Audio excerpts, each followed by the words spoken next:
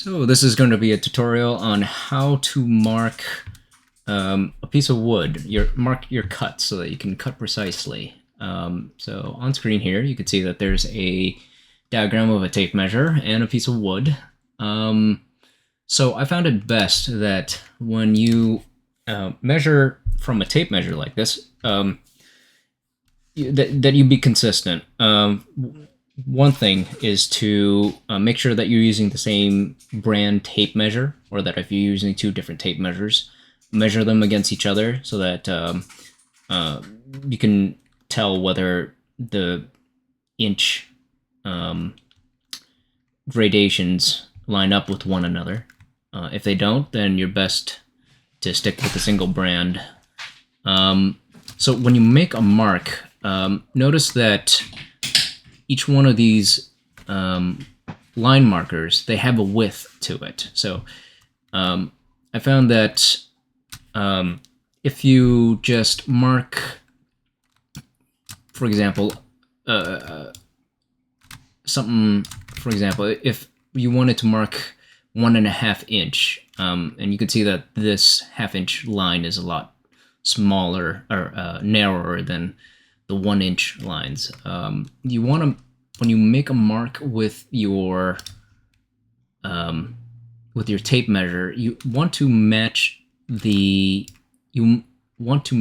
width of the line markings on the tape measure. So if you're referencing the 1.5 inch mark here, you want to make, when you're marking your piece of wood and you put your tape measure against it, make a line that is as wide as the tape measure line is.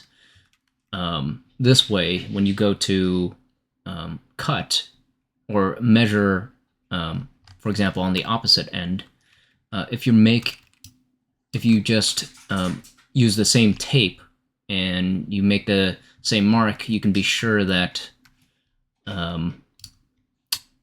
those lines mark exactly at that measurement. So you don't have to worry that you're making, for example, a 64th of an inch error because, you know, your line is here, but you've used, for example, a big marker or something. So that's one source of error. So note number one is to match the width of the markings on the tape measure.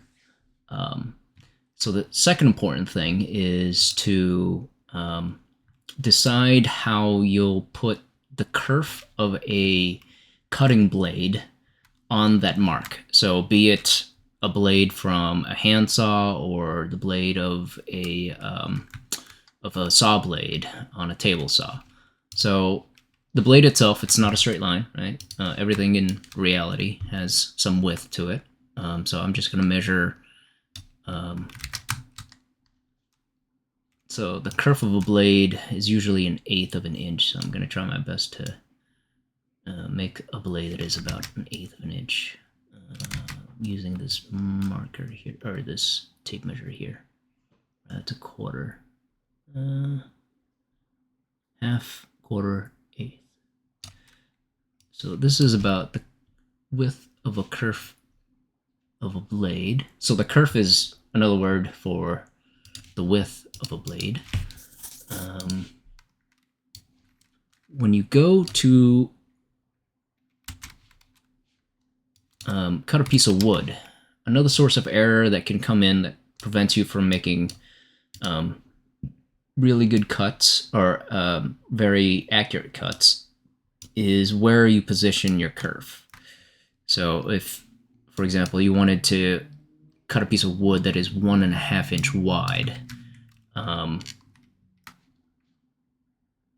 it's very common to make this mistake where you put the kerf of the blade to the left of the mark, and so what you end up with is something that's shorter by 1/8 of an inch than 1.5 inch.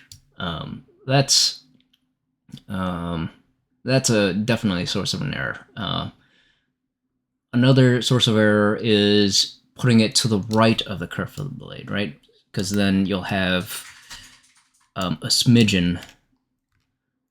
Your a little bit off by the width of that mark, essentially. And so what is the correct, or what's the most precise, or what's a good way to place the curve so that you're always accurate?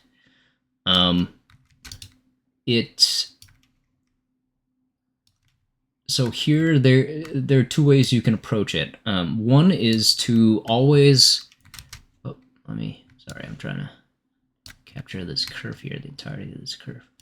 So there are two ways you can go about it. One way is to put the blade to the right of the mark that you've made. And so you'll always have a little bit more than what you actually need. I don't like it this way, just because, you know, you're always giving yourself something, a little bit of extra material to work with. It can come in handy sometimes if, for example, you're cutting drawers and you know that you'd rather have a little extra room so that you can trim it to size.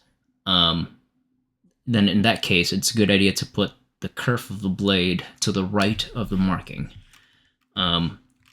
But generally, when I try to make accurate cuts, the best way to go about it is to put the blade in the center of your marking. So if that were my if that is the marking on my wood, what I would try to do is imagine an imaginary line here at the center of that curve, and then I would put my blade right at that center there, so that the most that you're off by is half of the width of the marking. So if you do that consistently with all of your cuts, you'll find that you'll make very consistent and accurate cuts.